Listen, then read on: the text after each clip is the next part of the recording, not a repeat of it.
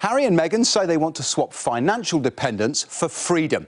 So how much do they get now? What's it spent on? And how might they pay their own way in the future?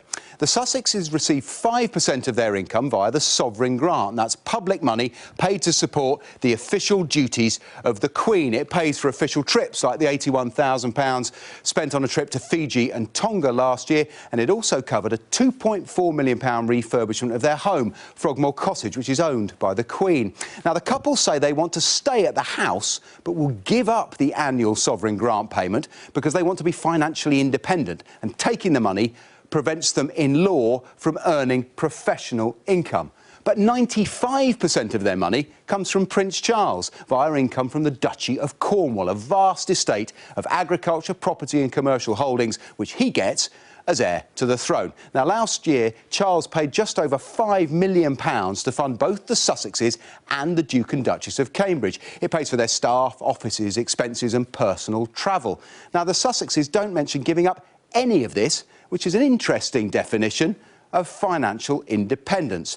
There's also an undisclosed cost for all royals on security, which is covered by the Home Office.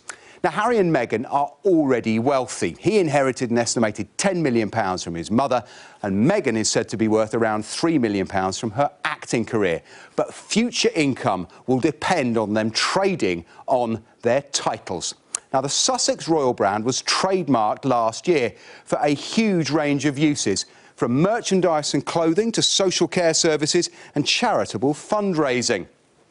Now, given their fame and profile, licensing the brand could have huge commercial potential. Prince Charles has already done something similar, selling exclusive rights to the Duchy Originals brand to Waitrose. And sponsors would queue up. Zara Phillips, the Queen's eldest grandchild, doesn't have a title, but she is an ambassador for Land Rover.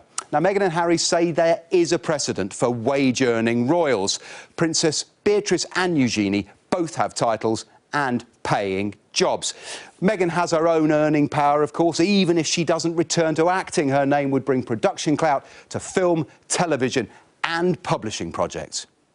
I think the real question for Harry and Meghan, given the statement that they've released, is not so much what are the possibilities but that you want to do, but what are the possibilities that you want to exclude. So where is the focus going to be? And if it is to be around socially purposeful, socially good things, then that will limit the revenue earning opportunities that they have. If Meghan and Harry can end their dependence on Charles and succeed in becoming truly financially independent, they might set a new funding model for the spare heirs. But whether the royal family and, crucially, the public are ready for privatised princes and princesses is another question.